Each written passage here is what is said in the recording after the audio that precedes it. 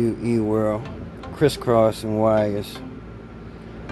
So, man, I've seen a few guys' bikes lately, uh, in person and on video or pictures in social media groups with the side covers off their bike for whatever reason, and they're showing whatever issues they're having with their bike.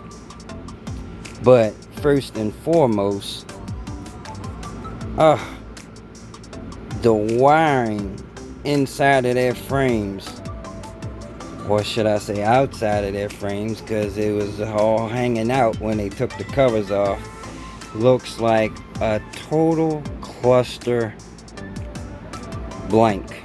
I can't say, because something about if you cuss in the first 15 seconds or something. But yeah, man, unbelievable. And these guys are worried about battery fires, etc., and stuff catching on fire.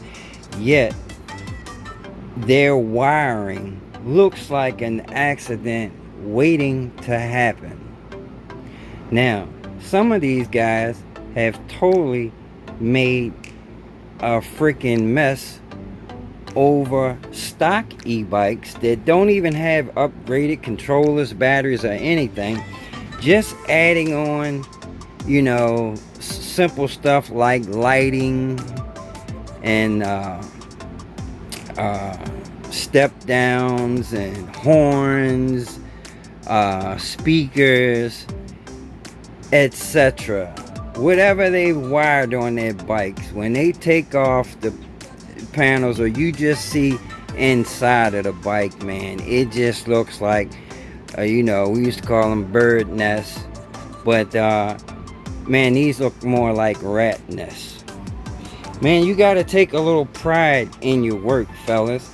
And nobody has to be an electronic technician or engineer to try and make their work look better. Make your bike look better. When you're wiring stuff. Anyway, guys, the bottom line is, like I said, take a little pride in your work. Take the time out to use zip ties and cut wires to length. If you got, let me tell you something.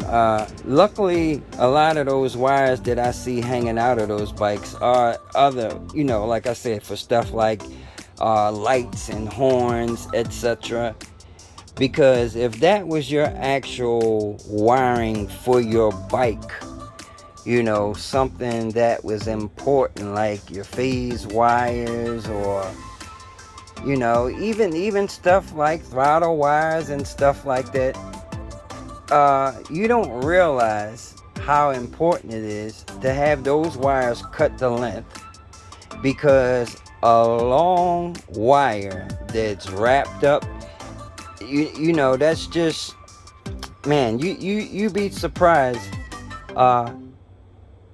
People don't even understand what bundling or wrapping a wire up in a coil does. You're basically making an inductor, pretty much. If you coil up a long piece of wire, I mean, depending on how much current flow and how much voltage is going through that wire, you're basically making an inductor. I mean, a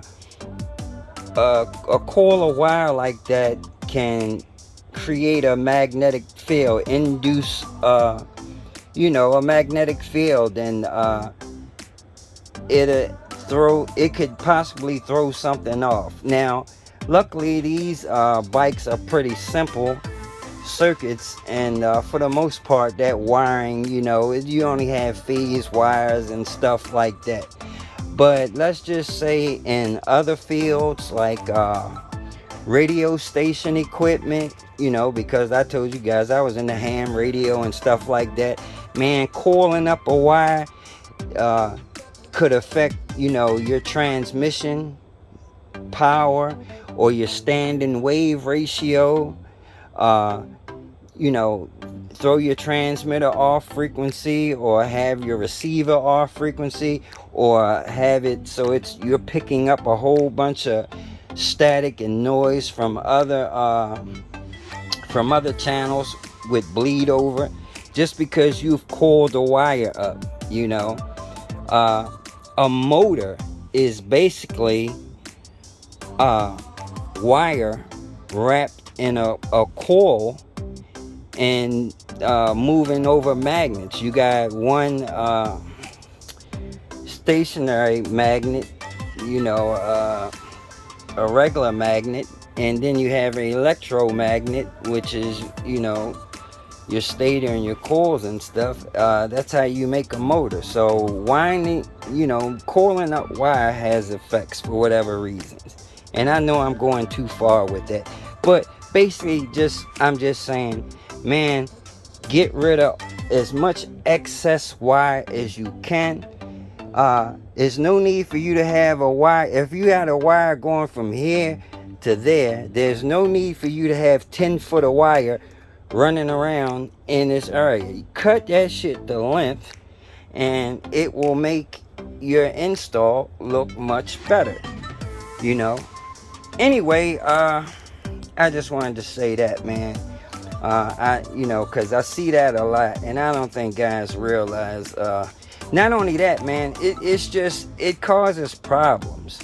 Not only that, if you ever have to work on your bike, or you having an issue and you have to go in there and look, man, you can't even tell what's going on in there, man. You got so much shit going everywhere.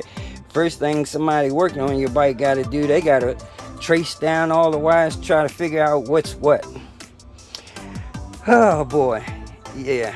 Anyway, I always got to rant about something. But we out here, man. I'm about to I'm making my own little heat sink. I didn't actually make this heat sink, but I bought this heat sink from Amazon, and you can save yourself a lot of money.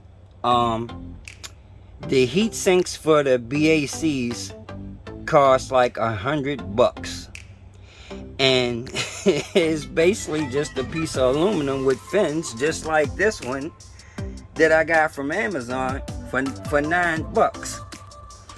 And mine is going to be even a little better, because as you can see, I've added a fan, and that's going to help keep my controller nice and cool. Although my controller stays cool, it doesn't get very hot. I'm not taking any chances on long rides in the summertime, man. In the summertime, when it's 99 degrees outside, I don't care how efficient your system is, shit is going to get hot.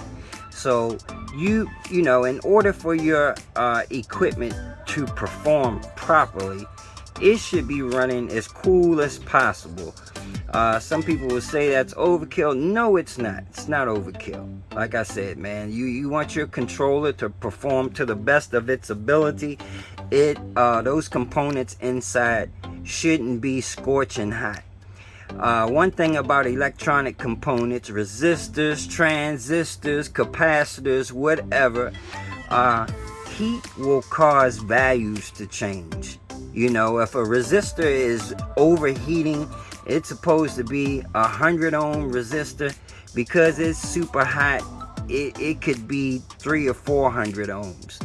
Or a transistor. If a transistor, which transistors amplify power, if a transistor is overheated, it's not going to put out the power it should be putting out. It's going to severely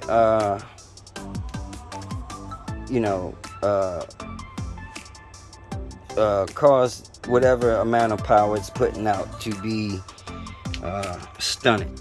So anyway, man, like I said, you want your stuff, bottom line is you want your stuff to be cool. Like I said, I got this heat sink from Amazon for $9. I'm adding a fan to it, and it should be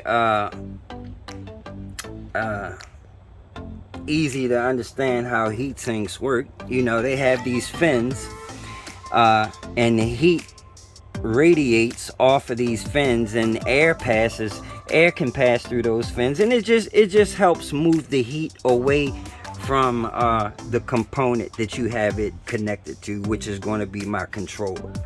Now on the other side of this heatsink, it's flat. Just like on the bottom of my controller, it's flat underneath of the bottom of the controller. It's a metal surface. What we're going to do is we're going to put thermal grease, heat transfer grease, silicone grease on the bottom of this controller. I'm going to mount it to the opposite side of that heat sink and put it back in here with the fan, and the fan is going to help move air across these fins and cool it down a lot faster. So yeah, just a little simple thing to do. Your controller will love you for it. I'm pretty sure I can reduce my controller temperature probably from about 20 degrees with putting that heat sink on there with that fan. And that's a 12 volt DC fan. So I have a 12 volt DC output coming from my controller that fan can run off of, along with my step down to 12 volts. But I'm going to be using a relay from the step down, because that fan, the 12 volt output on this controller is not high. It's like 100 milliamps, something like that, which is probably more than what that fan pulls. So like I said, we're going to use a relay and wire that up. But yeah, that's it, man. Like I say, man, instead of putting so much emphasis on how good your bike looks, man, you'll see some bikes, man, they're so pretty. Guys got them wrapped, got all these graphics and everything on them, got nice grips. I mean, everything as far as the appearance of their bike looks spectacular on the outside, but on the inside, where it's most important, it looks like trash. Man, there's no need in having you done spent $12,000 on your bike and accessories, but the most important part, which is what's up underneath the hood, when you open that up and that looks like trash, man. Yeah, man, take a little bit more pride in your wiring and get that shit together, man. Yeah. Okay, that's it. My little rant for this evening is not a rant, but my discussion is over with. I'll catch y'all later. Yeah. Deuces. We out. Peace.